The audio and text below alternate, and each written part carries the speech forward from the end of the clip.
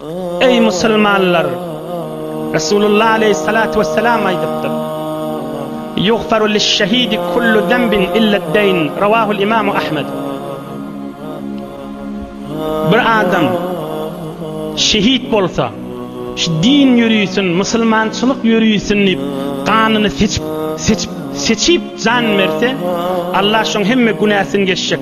Ýöne biriniň hakyny ýen bolsa o durýa diýipdir. Tının ağzında du halkyň hakyny ýipdirýär bergisi varmış, şo berilmendir ondan cennete girmän diýip. Ya bir tofar adamlar hesap kitap edilmän dular. Nefsul mu'min muallaqatun. Bir musulman bergili bolsa, on hesap kitap edilmeýär, durulýar. Şu algy bergi bir ýüzlü bolmaly. Şu algy bergi bir ýüzlü bolmaly. Eger uly derejeye ýetjek bolsa, şu uly derejeden galýar. Şol bergisi saklaýar, şonu ýetirmeýär şonu. Kıyamet gününde Hudaý Taala bir bergili adamy mahşer meýdanyna öwe gelýek. Oham aýtjak: "Ey adam ogly, fima akhadta hada ad-dayn we fima dayya'ta huquqan nas?" Näme dip bergili boldun? Näme dip adamlary awyndyr koydun diýjek Allah Taala. Oham ol adam aýtjak: "Şuň hakyny berjek bolup gije günni zähmet çekdim. Ýöne bir ogurluk düşdi malymda. Ya malymy ot düşdi, ýa-da işim oňmady. Ýoksa şu bergili bolamdan soňra ne dogur ýedim, ne dogur içdim, ne dogur giydim ya Rabbi dip ýykyljak ýanky benne." Feyekulullahu azze ve celle: "Sadaka abdi." Allah Zul Celal aýtjak: "Şu bennem dogryt ýa" diýjek. "Ana ahakku men qada anka al-yawm." Ey bennem sen bergini özüm bereýin, sen jennete gidip diýjek. "Ana ahakku men qada anka al-yawm." El-hadis rawahu al-İmam Ahmed ve gayruh. Sen bergini özüm bereýin, taraf özüm razy edeýin diýjek. Kim bil adam? Bir adam ike bergisi bolup ondan meýlep basym ogluň şoňy eşitdirmeli. Basym dinanasyny ärini eşitdirmeli. Zirin sırap. Ay halk men hakymy iýe, men halkyň hakyny iýerin diýmellär. Maňa bergili adamlara dogry men hakyny berenak, men algyllaň hakyny dogry berjekler diýmellär. On diýmeýän adam.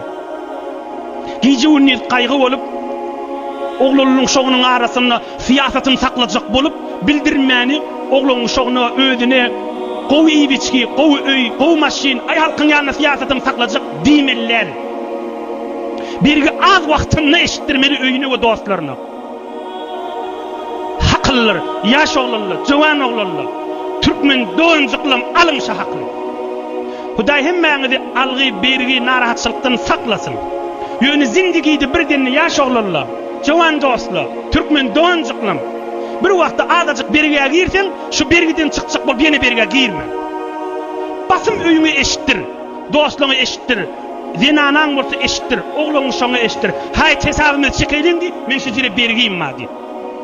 Bergiň o boýnundan geçenden soňra näme diýip eşitdiren bolýar? Öwünçek ewwel wagtda aýtmadylar. Halkyň ýanyna gägiren bolup, halkyň ýanyna öz siýasatyny saklajak diýip bergiden bergi sen ýanky ýagda ýigip bilmersiň. Hudaý sen bergiň men berjek diýmer. Hudaý öwde goýup da sorajak algy bergililerden. Näme sen halkyň hakyny ýedin? Hudaý allap boljakmy? Adamlara allap bolanak, Allah Zul Celal allap boljakmy? Biz ulukon hakyllar, azajyk bergiä girdiň durmaly. İçeriň dinany oglaň şok dogallaňy eşitdirmeli. Men şu mykdar azajyk pul bergiä girdim diýmeli. Näme maslahat diýben? Öýde heletçik bolup, zeriňlik bilen ýa bagşlan, gumar bilen, haram bilen heletçik bolup, bir gün oturun bergiden çykarnyp, ahyr el aýakdan çykyp, suw boýundan kellesinden geçenden soňra bitin qark bolandan soň oňa muňa eşitdiren şyk bolan zat peýdasy ýok ahir.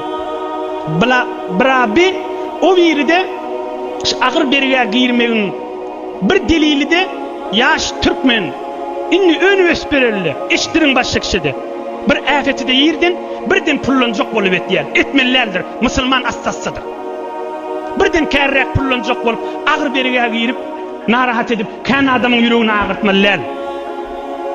O ýagdaýlar ýyla däl ha keramatly uçup günah hajygsa da o günah ýolarym qadýamasyn gaýtaý deýin.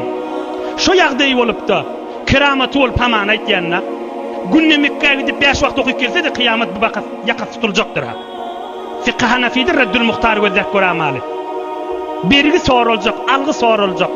Emma yanqıyaqdayda bolsa, canı bilen çıkacaktan doğru iman, doğru içmen tarafı da düşündürüp ara adam salıp yenak, içenak, giyenak, içerisi bilen, canı yoğu bilen berjektin tüyt musulmandır be.